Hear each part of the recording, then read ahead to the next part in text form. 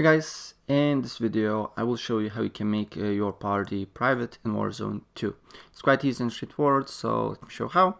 First of all, of course, what you need to do here is to load up your game, and once you do that, then you need to press on the menu that is on the top right.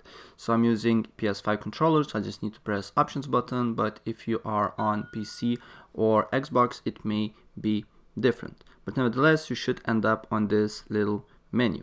And once you're here, then you need to go and press on headphones icon here, this one, and then you need to select the party that you want to make it private.